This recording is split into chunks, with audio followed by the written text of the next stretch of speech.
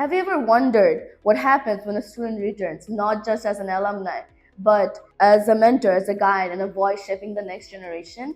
This is Samar Saif, and I'm here to introduce Brac Express's new segment, Brac University Students to Faculty, a segment that highlights the inspiring journeys of individuals who once walked the halls of Brac University as students and now returns as members of the academic community. In our very first feature, we sit down with Shehzad M Arifeen sir, whose story captures the essence of the full circle experience. Shehzad sir is now a senior lecturer in both anthropology and economics. Or, well, he is now only the senior lecturer in anthropology as he has stopped teaching economics in 2019. And his academic journey has taken a unique and interesting path across both fields. After completing his Bachelor of Social Sciences in Economics from Brac University, he pursued a master's at Tilburg University in economics before shifting to anthropology with a master's from the University of Chicago. His work explores critical themes like value, labor, migration, and the political economy of Bangladesh, and his teaching, shaped by global research and experience, blends insights from both to offer students a richly layered perspective. Now, let's begin with the interview. Thank you. Assalamu alaikum, sir. Thank you so much for taking the time to sit with me today. And it's really special to have someone who was once a student at Brac University and is now here as a faculty, as in like you've experienced the whole circle. Yeah. So I want to begin by asking you, how are you doing today? I'm good, thank you. Okay, so can you share what was your experience like as a student of economics at Brac University? It was interesting. I was excited to start. I got the prospectus and I read the prospectus from back to front and I was quite intrigued. But I also remember my first day at Brac U and I didn't enjoy it at all. It felt like a giant coaching center.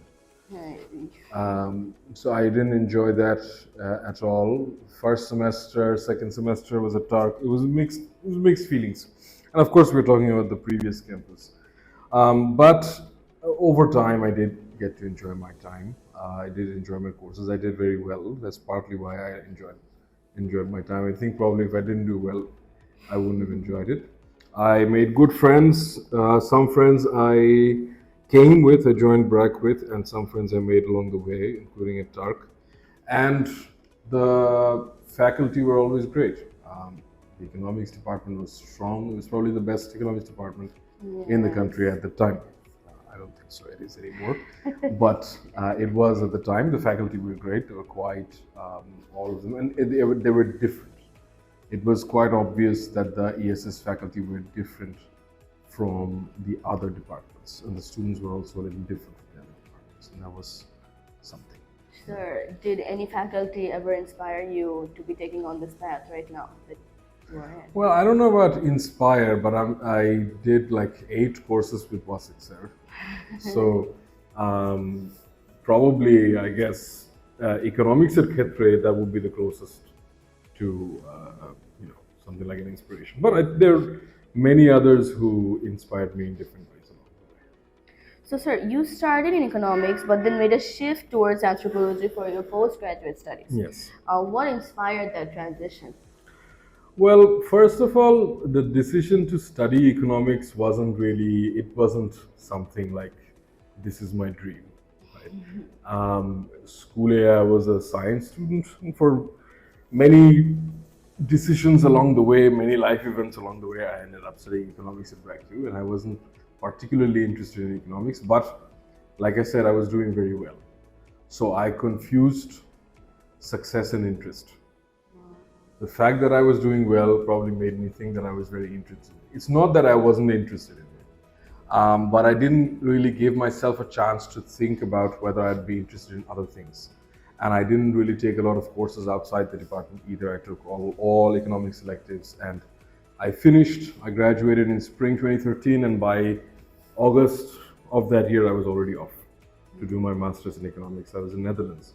And so, kono time deine, I mean, to think about what else is there or what else I want to do. But when I was doing my master's, I began to realize that it's not, I'm not interested in this actually at all. আমি আমার থিসিসটা আমি Bangla English মিলাই বলতেছি, is that okay or Yes, yes, that's okay, sir. আমার থিসিসটা নিয়ে I was very interested, but the coursework in during my masters I was not interested at all, and so I'd already realized that I was going to do something else, but what, I wasn't sure. When I came back, I hadn't originally planned to immediately start as a faculty member. I thought I'd do the whole think tank circuit, CPD, all of that stuff. But I came in to talk to my faculty, and one of them, Wahid Abdullah, he's in Canada now. He used to teach game theory. He told me, you're here, might as well teach part-time for a while. And then eventually he said, how much are you going to earn in CPD anyway? You might as well join here.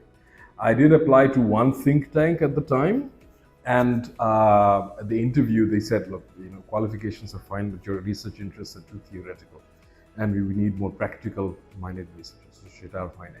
So that's eventually how I knew that I would be in academia eventually anyway, but I didn't realize I'd be that quickly into it.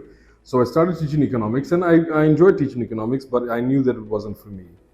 And then and I was thinking about a lot of other things, sociology, cognitive science, psychology, all kinds of stuff. But by then, the anthropology major had started. They started when I was finishing at the end of my undergraduate year. So I didn't really take any course. I took one course. It was my worst grade of my major.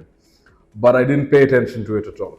And I didn't think I'd be interested. But when I joined as a faculty, through the influence of my then my colleagues, Shruti Apu chilo, tokhon aro onek, Samia Apu chilo, Dina Apu chilo, Dina Siddiqui, who used to teach in the summers. She teaches at NYU. Shamsul Alam chilo, Shaju Bhai bole amra, Prashanto Tripura chilo. There were a lot of heavyweight people in anthropology at the time, and that was quite a very interesting climate, and that was giving me a kind of direction. And at some point, it was probably either going to be anthropology or history, the way that my interests were developing. And since I was surrounded by anthropologists, that was the direction that ultimately I went towards. And I think I made the right call. As long as you're happy with what you're teaching, I think it's the best decision. Yeah. Okay, sir. How do you think Brac University's academic environment influenced your decision to continue in academics? When delving into a career towards academics, why did you choose Brac University? Prothom question, I think I encountered a lot of serious academics here, and that's partly because it was ESS, both as an economics student and later on as faculty with my anthropology colleagues. I encountered people who were quite serious about academia, about research, about teaching, and they made it their calling, they made it their vocation. So that's a big reason. I would say probably if I had been in another department, it may have gone differently. So that's one thing. What was the second question? The second question was when delving into a career of academics, why did you choose Brac University? Well, I chose Brac University for the main reason was, again, well, it was my home by then, right? Yeah. Everybody, I knew everything, I knew everyone knew me. That's one thing. Another reason was, again, when I was a student, the economics department was the strongest in the country, I believe. The anthropology department was growing very fast and strong, and it was quite an inspiring thing to witness as well. And by now, of course, I think we have the strongest anthropology department in the country as well. Jahangirnagar might want to disagree, but I think we do. So Shob Milai Brac U offered a kind of atmosphere and a place that was very different. But there is something else which is hard to reproduce, which is in ESS at least, there is a kind of homeliness or relations among the faculty, which is very hard to find elsewhere in any other kind of workplace. I think, when a lot of people, they are unhappy with the kind of work that they do, it's not necessarily always about what kind of work they do. It's often about where they work and with whom they work. And if you can look forward to your work day, and if you look forward to meeting your colleagues every day and having lunch with them every day and going out with them, then that's something else. And that's something that ESS does and still does very well. That's true. I'm a part of the ESS department as well as a student, and whenever I go and ask help from the faculties, they are very friendly and very homely. So I do understand the ESS department being a home. Yeah. And yes. Um. So, sir, how did? Acha, so you kind of answered that. What changes, both big and small, have you noticed in Brac University since your student days? I biggest change would be this: we are sitting in here right now. When I, in my first year as a student, we were shown a model of the new campus. We were told the new campus was on its way. This was 2010. And so the new campus was on its way for a long, long time. And eventually I became a faculty, and still the new campus was on its way. And then finally the new campus was here, and it's definitely something. So that's one thing. But beyond that, I would say the thing that I appreciate the most about BRACU is that there have been some rough patches. There was a period of poor administration, which was not good for the university. And a lot of, especially in our department, for example, a lot of very good faculty left because they felt like the administration wasn't working with them. But thankfully, we went past that. And one thing that I'm appreciative of is that the student quality has always kept on improving. So I would definitely say, if I compare my students now with how we were, my students now are way better. The students I teach now are way, way better than what we were. মানে এখন আমার মতো একজন স্টুডেন্টের জন্য to stand out would be a lot harder among the students of today. So I would say that, and people might disagree, but I've seen the quality of the students for the last over a decade. So I think I have a pretty good idea. Do you ever find yourself empathizing with the students because you've been on their shoes? Yeah, absolutely. Always. The first time I saw the campus, that was before they opened. I felt so bad for the generations of students who had to stand for hours in front of the UV lifts and sweat all day and never had a place to sit or stand. I definitely empathize with students because I was one of them, and I think I hope that I'll be able to carry that with me. Yeah. So you have taught both economics and anthropology at Brac University. Yeah. And what was your experience of teaching each different subjects? It's teaching. If you take it seriously, if you do it well, it works. I think precisely because I made a conscious choice to teach anthropology. Anthropology, yeah. It's not the same. I think I probably take it even more seriously. Hopefully I taught economics seriously as well, but I probably take it even more seriously now. But as far as teaching goes, I think that if you have conviction, if you treat it like a vocation, and if you care about not necessarily about the material, but about having students go home that day and made this thing makes a little more sense today than it was yesterday, then you've done your job. So I wouldn't make any distinction between teaching economics and anthropology, but of course they're two very different disciplines and they work very differently, and again, like, I chose to shift, and so that makes a difference in terms of how I experienced teaching anthropology versus economics. In short, I definitely enjoy teaching anthropology a lot more. Another reason for that, like I said, the student quality has improved, and I think the student quality has improved most dramatically for subjects like anthropology, because you will not really find people choosing to study anthropology for any other reason, right? You can find people still in economics. I don't want to badmouth anybody. I have friends as well jara engineering থেকে economics shift করছে as well. But you will find people who are studying economics for all kinds of reasons. But for subjects like anthropology, you'll only really find people who are studying it because they enjoy it. Yes, Right. that is true. So there's no other reason to study anthropology. You're not going to get it. I mean, I won't go to career prospects now. So, sorry, I shouldn't say that. You can cut that out. Yeah, so that's one reason for why it's even a better experience, because everybody's there for the same reason and you can expect more from them. You can push the students more, and that's a good thing.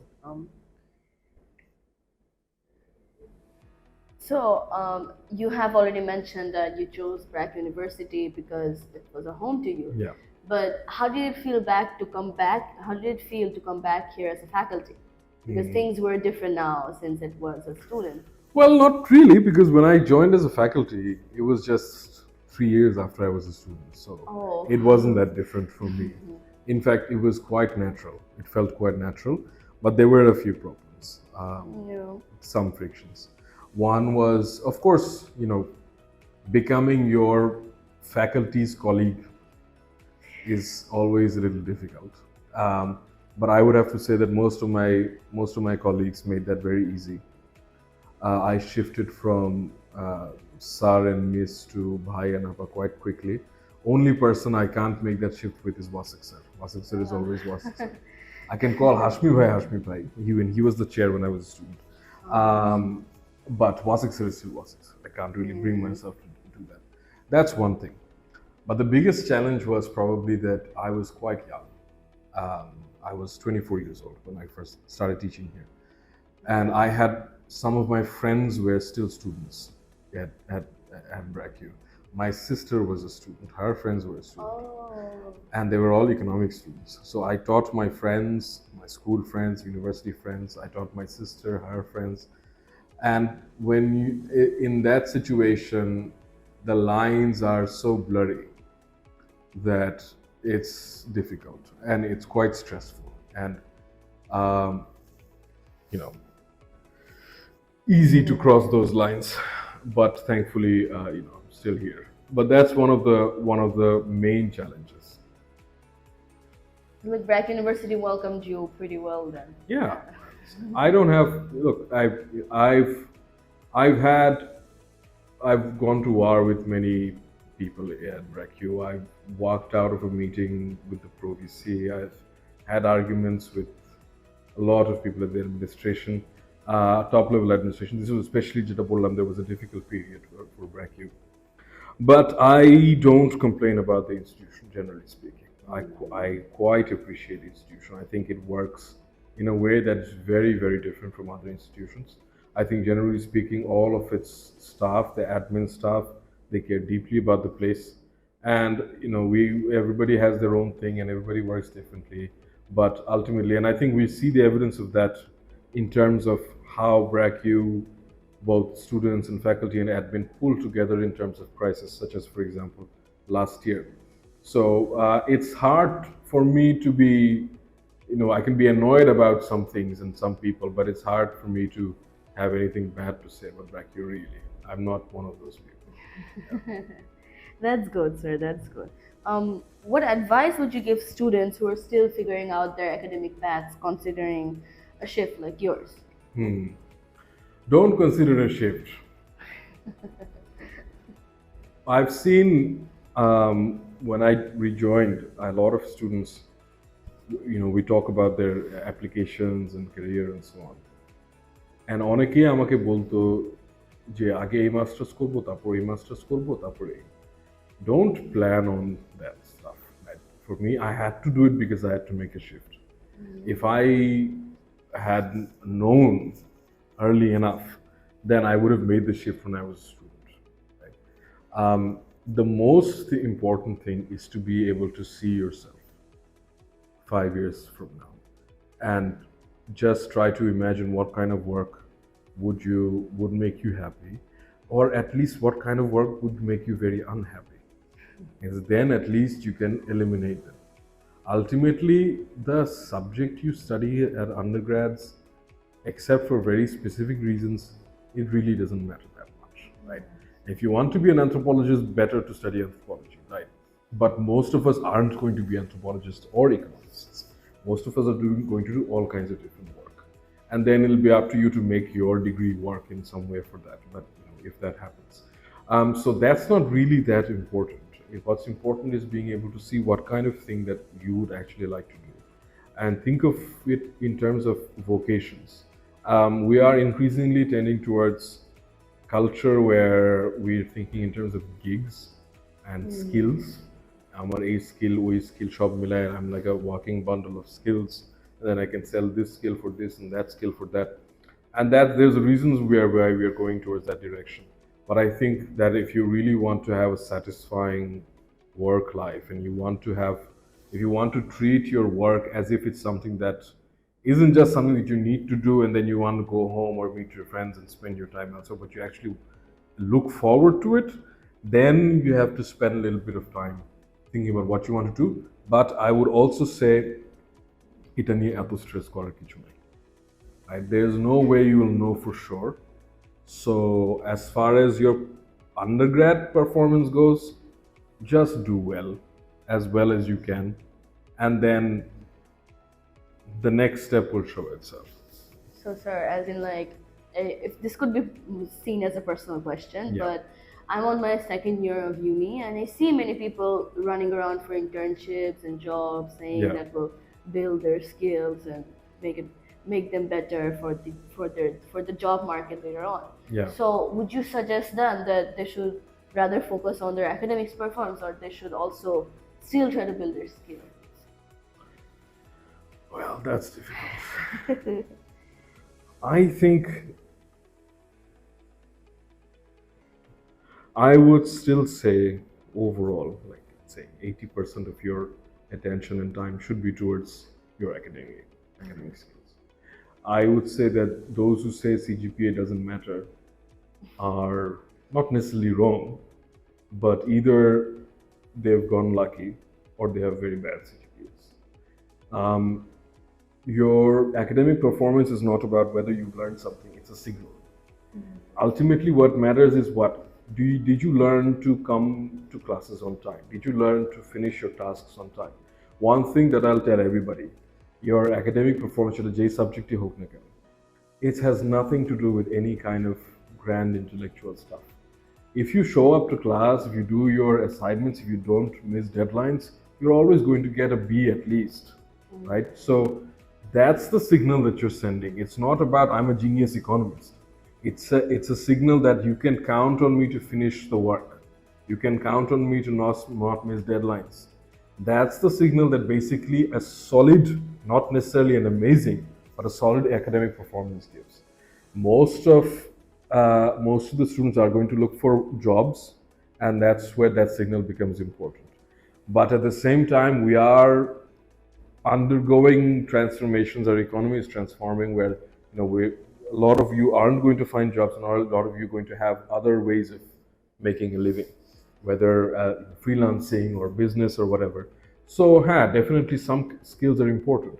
But what are these skills? Being able to write quickly, analyze a report quickly, being able to make a presentation quickly, being able to think on the fly. I think those are skills that you can probably, some programming languages. I don't think that these are the things that are most important to worry about right now, because you will have time to work on these later on. Yes, I agree. Thank you, sir. So, sir, most importantly, what would you say is better, Potala or Chibi Java? I don't know what is Chibi Java. এটা কি নতুন pocket গেটের ওইদিকে? জি sir, এটা মানে এখানকার স্টুডেন্টসরা নাম দিয়েছে পিছনে পকেট গেটের যে সেম ভেলপুরি আঙ্কেল ভেলপুরি মারা পড়েছে মুড়ি মুড়ি। Well, I was not a Potala man. I was a Jahangir Mama man. So you be 3 years সামনে জাহাঙ্গীর মামা এখনো বসে. He's still there. I visit him sometimes. But I'm a Jahangir Mama. He still sits over there, like Mohakhali. Yeah, he's still there. Yeah. Oh, it's very nice. Why doesn't he come here at this time? It's very expensive. You had to. Those who got slot early, they got in. He didn't get in. But there's a lot of offices there, and the campus, the main UB building, Arong Tower is still there. A lot of the institutes, public health, all of the stuff is still there. So there's still people there.